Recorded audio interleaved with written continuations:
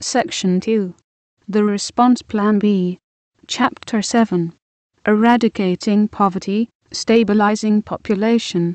The new century began on an inspiring note when the countries that belong to the United Nations adopted the goal of cutting the number of people living in poverty in half by 2015. And as of 2007 the world looked to be on track to meet this goal.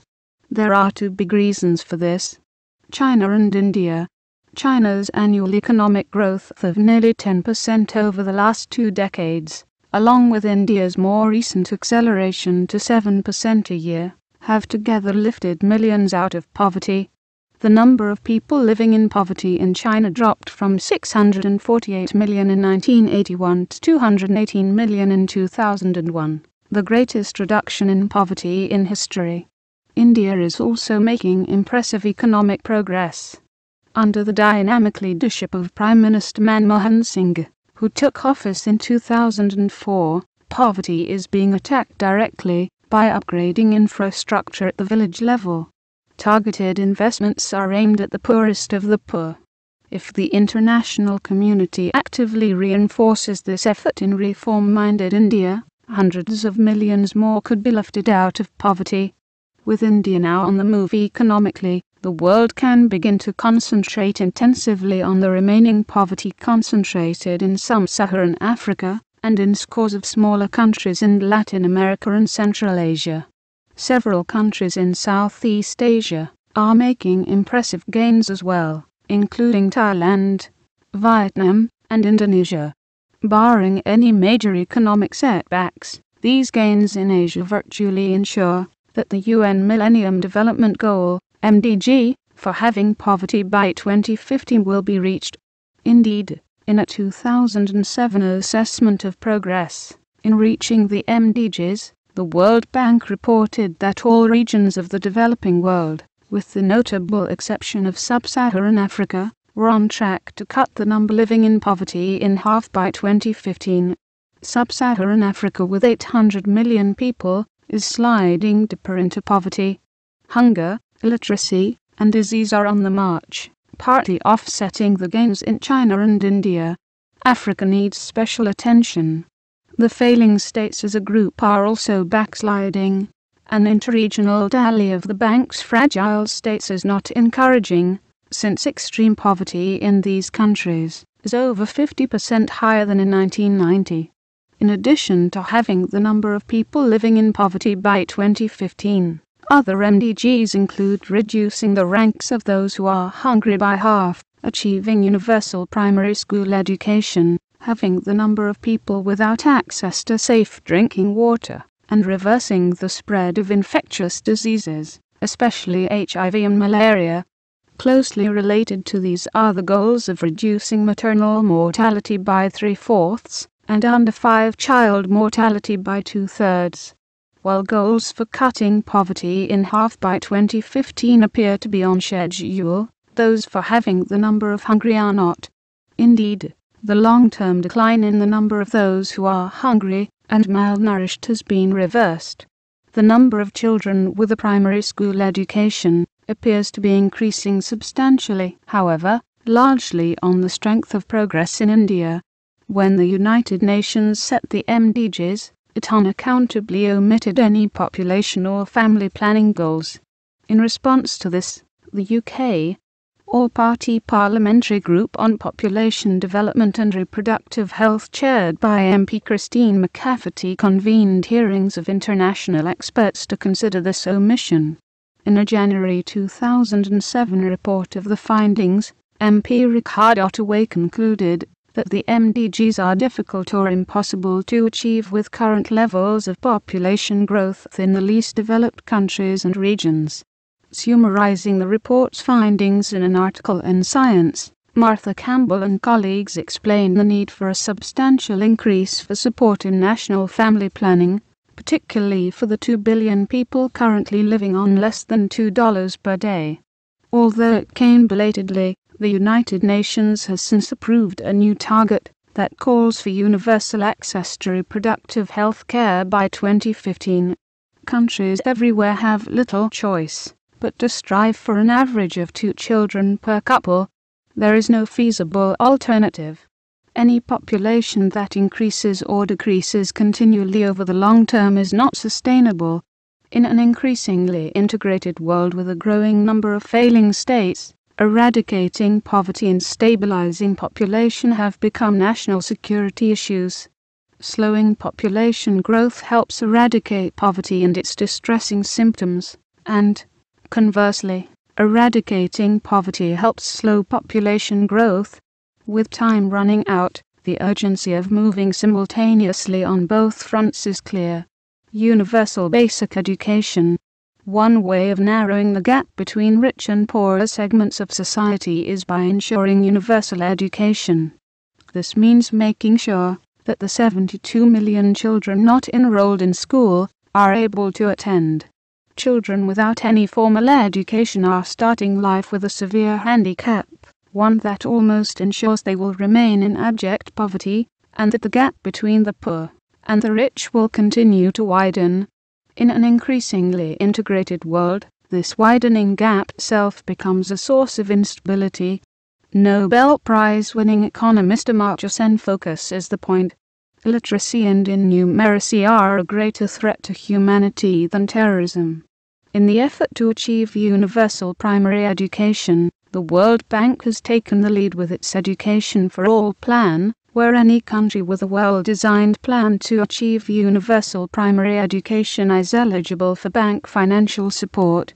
The three principal requirements are that a country submit a sensible plan to reach universal basic education, commit a meaningful share of its own resources to the plan, and have transparent budgeting and accounting practices.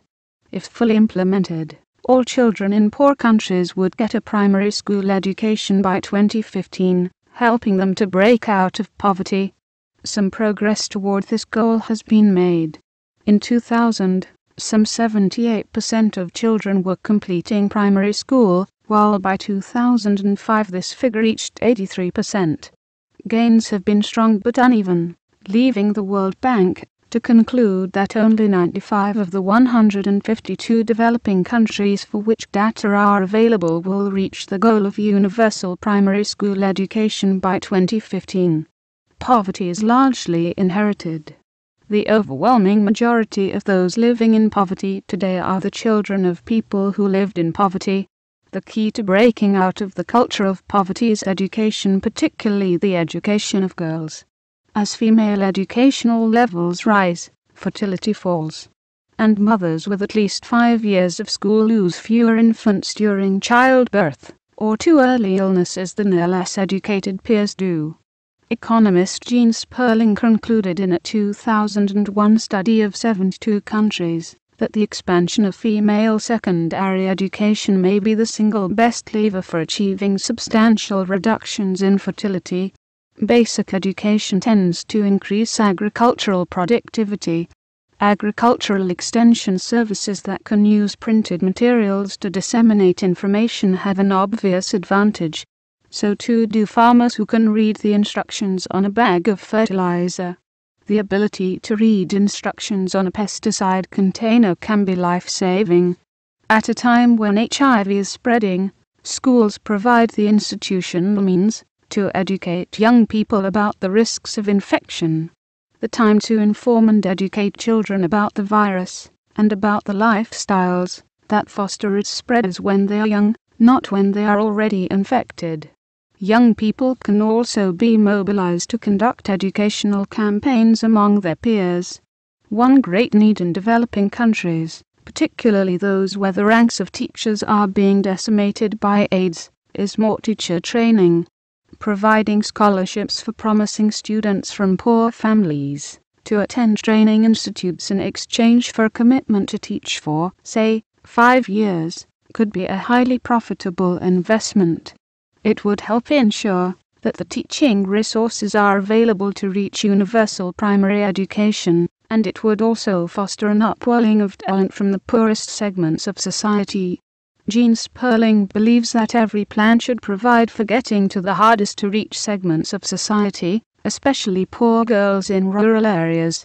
He notes that Ethiopia has pioneered this with girls' advisory committees. Representatives of these groups go to the parents who are seeking early marriage for their daughters and encourage them to keep their girls in school. Some countries, Brazil and Bangladesh among them, actually provide small scholarships for girls, or stipends to their parents when needed, thus helping those from poor families get a basic education. As the world becomes ever more integrated economically, its nearly 800 million illiterate adults are severely handicapped. This deficit can best be overcome by launching adult literacy programs, relying heavily on volunteers.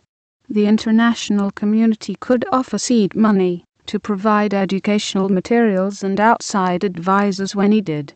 Bangladesh and Iran, both of which have successful adult literacy programs, can serve as models.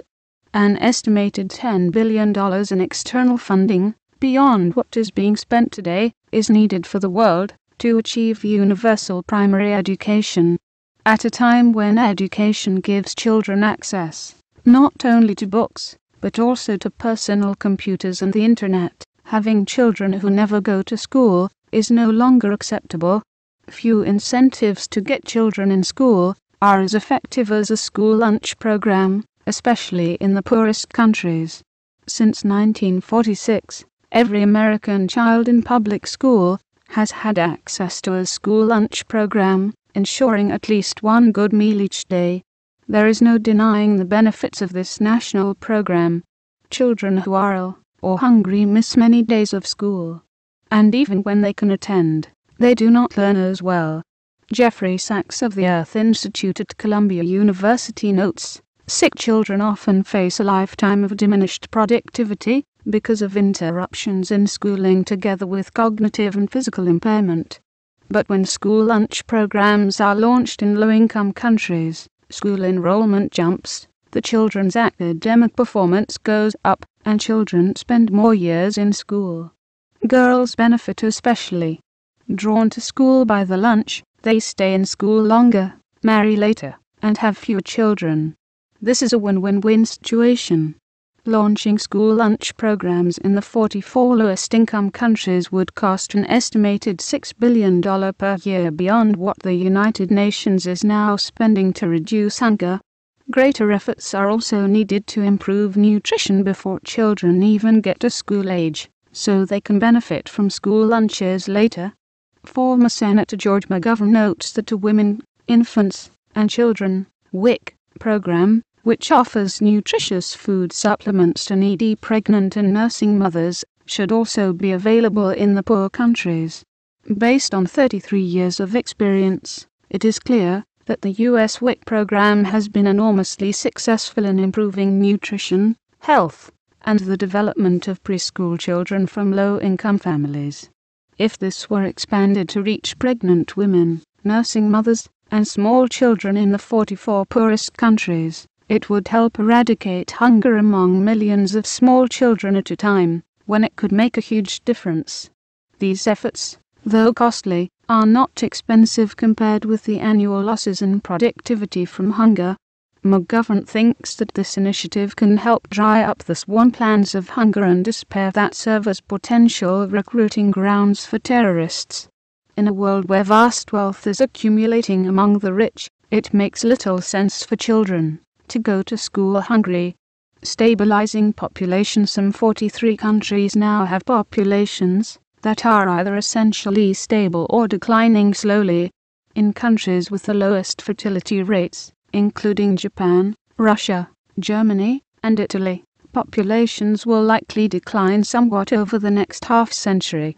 A larger group of countries has reduced fertility to the replacement level or just below. They are headed for population stability after large numbers of young people move through their reproductive years. Included in this group are China and the United States. A third group of countries is projected to more than double their populations by 2050, including Ethiopia, the Democratic Republic of the Congo, and Uganda. UN projections show world population growth under three different assumptions about fertility levels. The medium projection, the one most commonly used, has world population reaching 9.2 billion by 2050.